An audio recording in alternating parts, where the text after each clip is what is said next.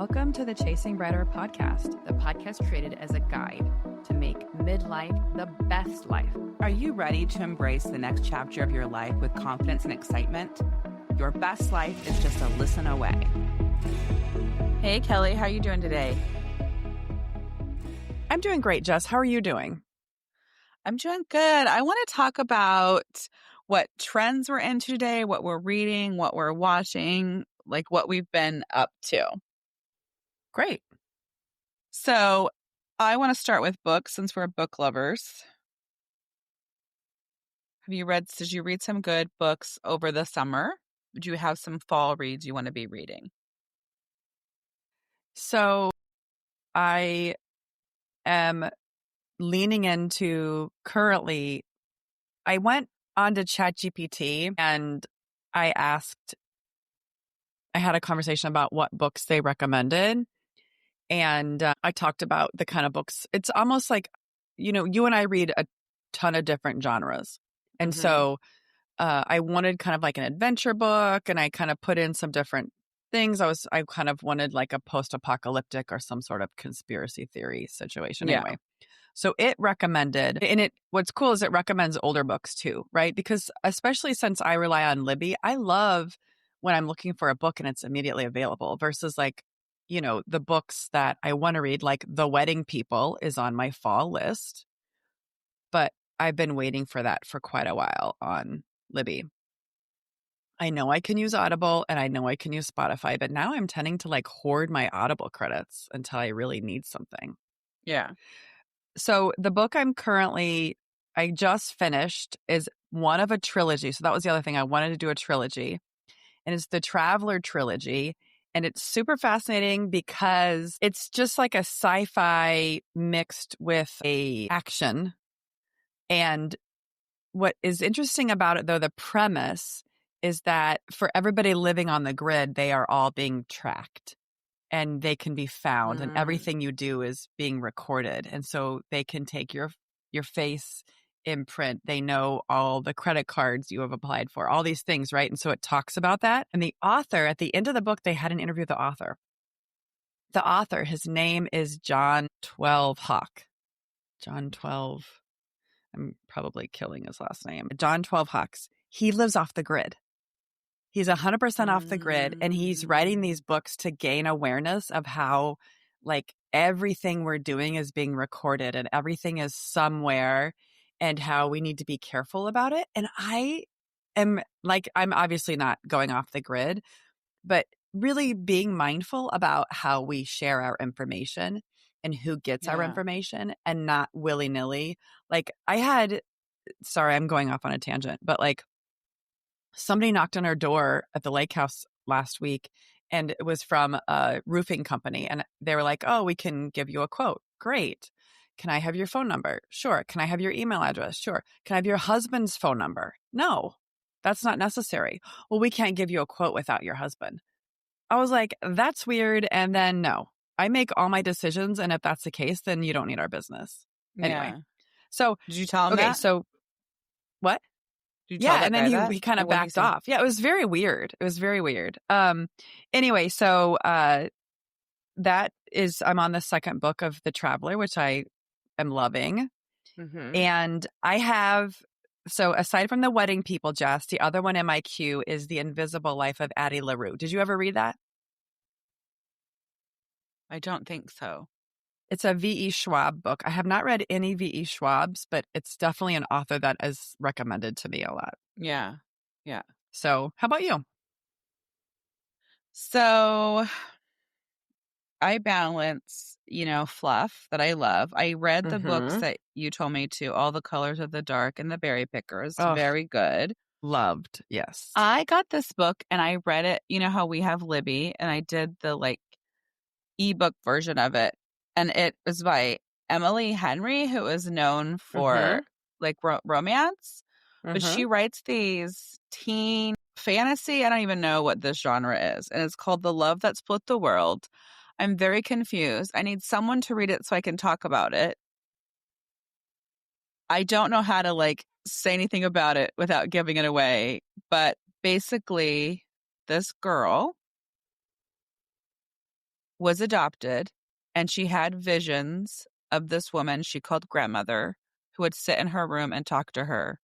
And she would see other people.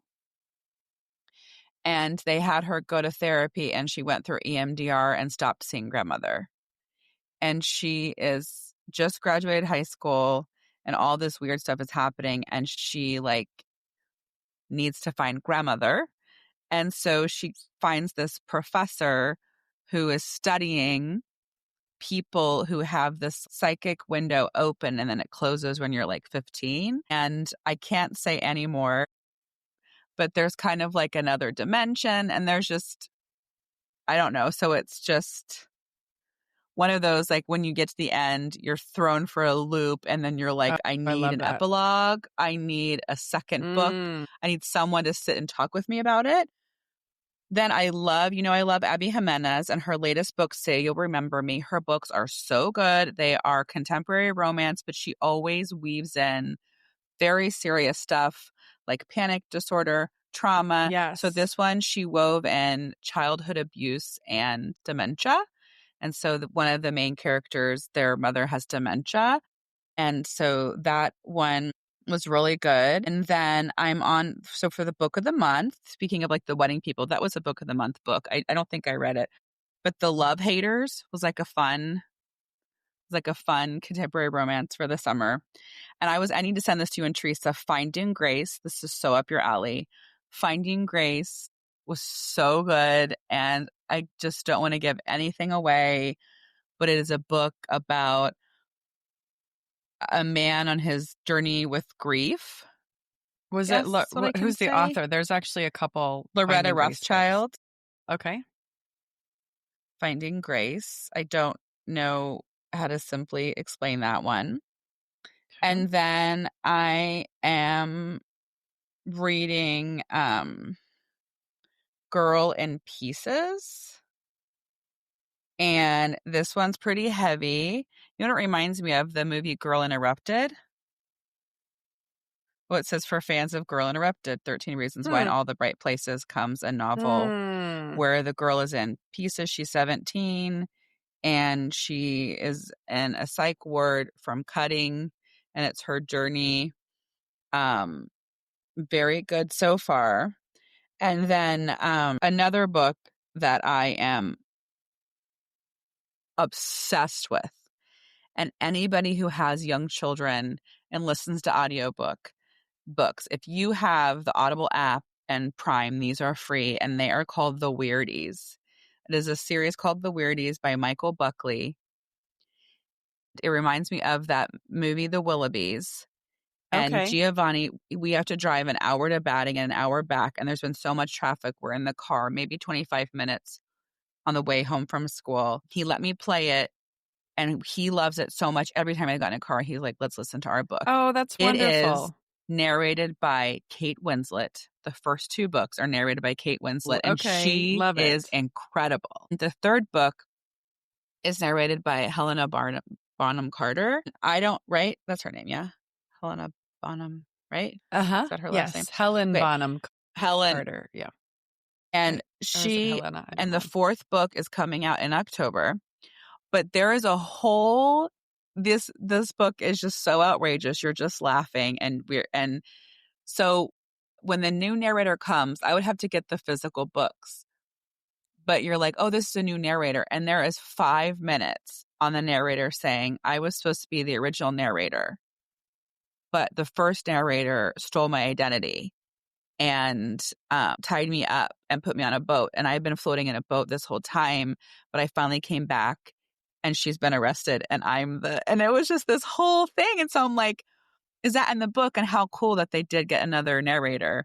But we loved Kate Winslet narrating, and it was just they were so good. And I think it's fun to, it brings me back to times of like the radio, and like listening to books with your kids. So those are all the books that are highlights of my summer.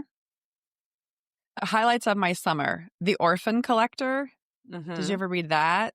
No. I haven't done any like fun beach reads. Everything I've been reading is dark. Wild Dark Shore, every other one. I can't take it. I have to do every other one. I really liked Wild Dark Shore. I thought that was a good one. and then Okay. God of the Woods. Those are all, that's a bestseller. Okay. Here's one book I don't know if I told you about that is an absolute must. I told 2 girlfriends about it and they immediately read it and were obsessed as well. But did I talk to you about this one? The Many Lives of Mama Love. My girlfriend No. Anne recommended it, and she sent a group text to our college girls group text and was like, oh my God, you guys have to read this book. And she reads a lot of books and she definitely recommends things, but she was like insistent that we needed to read this book. Yeah. And it's really incredible. It probably was my favorite book of the summer. It's a memoir, and the audio is narrated by the woman, which is Laura Love Hardin, and it's her journey. She's probably in her 50s now, so she's definitely right there in midlife. And she was a drug addict in early stages of being a mom. So like a heroin addict, soccer mom. Super fascinating and just really interesting. I mean, all of us have struggles, and she chose this path, right, of drugs to go through it. And so the reason I think I'm laughing about it is it's like, I feel like that could have been many of us, because we all go through these very desperate times. It's a real struggle as a parent. Yeah. And different choices that were made. So it's her journey and the choice she made. But it's an incredible, incredible story. It's an Oprah book club pick. Oh, yeah. Oh, yeah. No, the whole thing is super, like from cover to cover. I could not put it down. Okay. It was really, really interesting. I highly recommend that one. The thing that's crazy about that came out like right around COVID, and I never heard, you know how like certain books come out, like The Wedding People or something, where it's all the rage. Everyone is talking about it. I don't know where I missed this. I mean, I'm not as obsessed with Oprah. I think there's so much content now. You know, it's like I'm not super dialed into everything Oprah all the time. Yeah. Anyway. I just bought it. Okay. It's amazing. It's amazing. Honestly, you will not be disappointed. You had more? So then I thought, I didn't know if we were going to, so talking about podcasts too, or other stuff. Just circling back to book really quick. Yes. I need to bring up the research for this, right? I specialize in anxiety-based disorders, see a lot of people with anxiety. They just came out with how, and I believe it's romance, how romance books are soothing, or when you read a book where you know how the end's going to be, that's really soothing and calming, and it can be really helpful with stress and anxiety. That's great. That's why I read so many fluffy things, because that's why I like to read before bed. I love the book The Housemaid, and they're making a movie about it. The Housemaid. I've never read it because I'm not a big fan of that author, but maybe you're not, should. Kelly. I read that one and the second one. Second one wasn't as good. I was going to read a third one, but everyone's like, no. But that book, I read that book in one night, and I stayed up until 4 a.m. to read it. I loved it so much. And, but anyway, I can't read those kind of books before bed. I'll stay up till 4 a.m. reading it. So I need to read on my Kindle something very soothing. And then like a self-help book or something more intense, I will listen to. Instead. So, yes. But if it's a book like The Berry Pickers, I read All the Colors. What is it? All the Colors of the Dark. All the Colors of the Dark. I could read like The Mama Love. I could read before bed. But if it's an intense thriller or it takes a lot of thinking, that's not something I want to read before bed. So I like to have the fluff in between. So I love Jessica Redland's books. She's a British author, and it's like Hedgehog Hollow series. Now I'm reading a different series, the Bumblebee Barn series, where it's just like everyone finds a mate and it's soothing and you read before bed. Yeah. I love the other books, but I can't have those before bed or then I won't sleep. So okay, anyway. Yeah. Okay, podcasts. We are driving back and forth to the lake. Wes and I got into some true crime podcasts. Mm-hmm. And there is a podcast called the Binge, and it has 16 episode 16 seasons. So, and the cool part is, with the true crime and stuff, where it's basically a story about one particular story, end to end. And so I love those. Again, the Binge podcast. Yeah, that was that's been very interesting. And really it talks a lot mostly about like scammers, con artists, but it's just interesting some of the storylines about people and what's happened and stuff. And it's all in the past. So yeah. that's a big one. And then obviously, aside from keeping up with our Chasing Brighter episodes all summer long, I don't know, Jess. I'm trying to think of what else I've kind of jumped into. I listen a lot to Tara Brach. I love Tara Brach's podcast, especially during these times. If you're overwhelmed with political times, if you feel like humanity is lost, if you feel like you're living in a Handmaid's Tale, and Tara Brach is really helpful in that and what your role can be in the world and how to live mindfully and with purpose and with love and compassion. And the other podcast that I have fun listening to with the kids is Tumble. Have you listened to the Tumble podcast? It's a science podcast for kids. And I believe the hosts are married. They're like science writers or something. Yeah, we couldn't get into that one just yet, but we do listen to the favorite one of Beckett is But Why? And it's the Vermont, Vermont Public Radio. And it's kids who ask questions about stuff. But those are, I think, to your point, a lot of us who are driving around with the kids, especially I'm trying to, sometimes your kid might be on their phone or on something, but really trying other ways to interact with them. It's fun to listen into some of these educational podcasts with elementary grade kids where you can have a conversation about things. Yeah. I think that's a lot of fun. Watching for our generation that people are really into is I really got into Leanne Morgan's comedy about a year ago, and her show on Netflix, Leanne, is so fun. So I just think she's so funny and so cute. And I saw her on an interview. She is almost 60 years old. She has been doing comedy for 25 years, and she was just like, this isn't going to happen for me. And she was about to quit and give up. And I just love that even at 59 years old, your dreams can come true and that you should still like bet on yourself. Yes. And her comedy, her special on Netflix, which is from like 2023, I went ahead and watched because I'm just all about her right now. And it made me laugh so hard because she was an at-home mom. And I saw something about her a long time ago before Leanne was announced, the show Leanne. She sold Tupperware. She had 3 kids back to back to back. She was an at-home mom, and she was selling Tupperware. And her Tupperware parties were so full. She was a top salesman because she was funny. And she kind of did her comedy spiel in front of other people. In the 90s, she was up for like funniest mom in America. So it's like she's just been hustling for 30 years, and it didn't happen for her, And so I just love that. And the other thing I watched the Sirens. Watch Sirens on Netflix. Yes. Did you watch that? Yes. I did watch it. Yeah.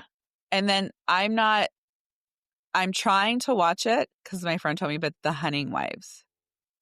Oh, okay. Have you watched it? Okay. No. So my friend said it was kind of like soft lesbian porn, and I'm trying to like figure out what the show is about because it's very, very sexual and very interesting. And so I'm trying to, but the problem is I've talked about this before, but like my youngest member of the family will find me no matter what, anywhere. And I can't watch a show where there could be a sex scene at any moment. At any moment, some kind of sex scene will happen. And so I'm like, I go to bed when the kids go to bed. I'm not up late. Yeah. And so it's hard for me to like catch. And I started watching, I don't think you could watch it. I don't know if you could watch it Too Much. What is it on? And that is on Netflix. So Too Much because it is produced by Lena Dunham, who did The Girls. And I didn't watch Girls. Girls? The Girls? That makes me sound terrible. So Megan Stalter is the main character. It's Too Much. And if you can't stand awkward TV, you're going to have a hard time with it. But it is so awkward. And it's this awkward woman whose fiance like left her. And so she gets a chance for work to go to London for work. And she is it is just, they allow awkward scenes. Like like it's real life, right? So it's awkward. She meets a guy, they're having sex. It's weird. It's awkward. It's funny. It's cringy. But I love her so much. So I started following her, and she's a performance artist. So people don't get her. And so when she's going around doing interviews with people, she's not being herself. She's like, this is me being an actress on a talk show. And she dressed up like really crazy for Stephen Colbert. And she had like hair that was like down to her. Did you see that? And it, like down to her ankle. And she wore a shirt that had her picture on it. And he was I did asking her see that. I questions. didn't know. And I was Yes. like, is she on drugs? Like, what is happening? Is she high? So I start looking at it. Everyone's like, if you don't get it, you don't get it. If it's like, if you know kind of thing. And that she's a performance artist. And so she'll post, here's me pretending to be an actress on a podcast. And so then when you get it, you get it. And when you know, you know. And so then I love her even more. And she just is like, I love it. I love her. I watched that one by myself again. Awkward sex scenes at any moment. So I have to be careful if a kid walks in. But if you like that kind of stuff, like, but it's just cringe. It's just, I like it. So I'll have to check it out. That sounds really interesting. Wes is binging Suits right now. And so I've been watching that a little bit with him. I've watched it. I loved it. A lot of shows where I don't watch all the seasons of because it ends up kind of getting boring to me. Long. Yeah. But I don't mind sitting and watching an episode or two of that. Yeah. So that's been kind of fun to watch with him. And then, I did watch, was The Sirens like a full season? It was like like a 6 episode okay season or something. Yeah. So I really liked that, and that was Juliana Moore who was on that one, which was interesting. And Julianne, is that what it is? And the other shows that I've been kind of working my way through, I went back, a fun one, I think it's fun, which is Discovery of Witches. I started picking that up again. Okay, it's on my queue. It's nice. Yeah.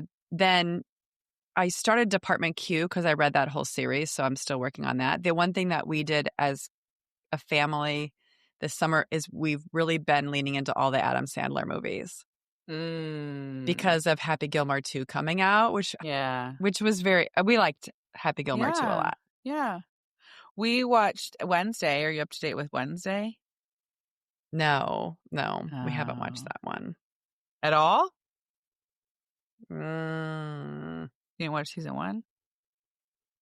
I think I watched a couple episodes and it didn't stick.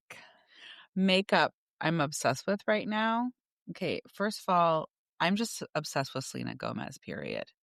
Okay, so get up to date with Selena Gomez. Look at her interviews. Look at all of her stuff. I just love her so much. And I've heard her on some podcasts. I've heard her, just love her so much. And she has Rare Beauty, the makeup company. What's it called?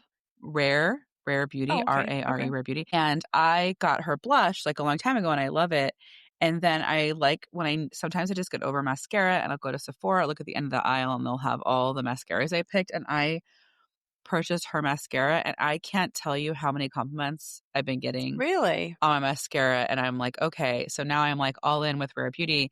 So then I bought her lip gloss that I'm obsessing with, her ultra shiny. She has like a lot of different lip products. But anyway, the other thing I'm obsessed with, my friend Alana gave me have you seen those all over? They've been out for like a year and a half, the peel off lip liner stain. When people put it on social media and their lips look black or purple and then they peel it off. Have you been seeing any of these reels? So I I don't know how to say it. I'm going to say Sachou, but it's SACHEU. Peel off lip liner stain. And she had received some product. And so she gave them to me. And I was doing it all over my whole lip. Then I watched these videos and you just like put it on, like you line your lips with it. And then you just wait a few minutes and then it peels off. And then your lips are stained for the entire day. Okay. If not over 24 hours. That sounds amazing. That's what I have on today. Okay. And I'm obsessed. And then you can, it's like $14. It's at Ulta. I don't know if it's at Sephora. It's at I'm looking on Amazon. There's just a ton of them. So that's very, very interesting. Yeah. So she gave me like 3 different colors. I've been using 2, but I'm like obsessed. So when you're doing your makeup in the morning, I just put it on my lips and then I finish my eyebrows and mascara and then it's dry and you take it off and then you're set. Like it lasts all the Okay, time. I'll have to try that. That sounds So, fun. Because I don't have much yes. of a top lip. And so having something that can help it stand out. So we covered mascara. I definitely want to try that. Then we covered the lip stitch Yes. and blush. And I did buy a couple things during Prime Day. I bought some Tarte blush because I was low on blush. One of the things that first of all, I always wear mascara at a minimum. I've been using Essence. It's super cheap. It's like $5 at the CVS or whatever pharmacy. Drugstore mascara is what I've been doing. But the one thing that I do use every single day besides mascara is the Jones Road Miracle Balm, which is a like whipped jar, not jar, but kind of, I guess I'll just say a jar. Did you of, get suckered cream. from a reel or how'd you find this? My girlfriend Kim, probably like 3 years ago, was like when Jones Road first came out, Jones Road, they were in a makeup store in Bucktown called Credo. And I went in and I was like, what are the popular things? And they were like, oh, this Miracle Balm. And I love it. I absolutely love it. You put can it everywhere? You can. I put it on my cheeks, maybe on my lips, and even on my eyes if I'd like as a minimum thing. It's because it gives a dewy consistency. So like in the morning, you're putting on your moisturizer, you're throwing on the Miracle Balm, I'm throwing on mascara, and I go. Like that's kind of every day. Yeah. My routine. I still have the same jar. It's lasted me forever. And then sometimes I'll layer it where I'll put blush on and layer it on top and it adds a little shimmer, but it gives a dewy look. Yeah. For a lot of us with middle age, it's like, something that we all want. Well, and it's then, $40. It won Allure Beauty Award 2022. So that's fascinating. I swear by it for sure. I think I'd like the highlighter. It's not dark either. It's just a subtle, like natural look, which I think is very much, it's Bobbi Brown's new line of makeup when she sold Bobbi Brown and she's created Jones Road. And so it's really focused on like middle-aged women and things. And then the other thing that I have been searching for, Jess, I don't know about you, but I have a lot of eyeshadow and I'll throw some stuff out, but I keep eyeshadow. And I was actually at Ulta this weekend. I was surprised how like eyeshadow is like not really a thing right now. Like you have to go look for brands just like that the make crayon, eyeshadow. like the sticks. The sticks are like really big. Yeah. And I think maybe I'm just stuck in the old way of makeuping where you're doing a lot of layers, a lot of different eyeshadows, and maybe you're using a stick and you're definitely using some eyeliner, but adding a lot of depth to the eye. And it seems like all the makeup lines have kind of streamlined. So there's only a couple that are really making all kinds of different colors of eyeshadow and other ones aren't. I love a stick. Don't get me wrong, but I just love to kind of get some new eyeshadow. I don't know. Yeah. I think I need lessons on eyeshadow because I do it sometimes and I love the sticks. And that's when I started. You got me some of the sticks. And I love that, but I just feel like I don't do a great job. And so I need some lessons on the depth. I can just put it on, but I went into Nordstrom. I think Nordstrom's a great place to go do that because they have like legit makeup people. There's probably others like Sephora. Sometimes you're competing and it's hit or miss. Sephora is definitely elevated than like an Ulta, let's say, but you can find a great one anywhere as long as people lean into it. But I guess the better thing or the easiest access is to use social media, right? We've got a lot of great episodes planned. And, everyone, thank you so much for listening today. If you loved today's episode, share with a friend. Are you ready to chase brighter days ahead? Subscribe to Chasing Brighter now, and let's embark on this exciting journey together.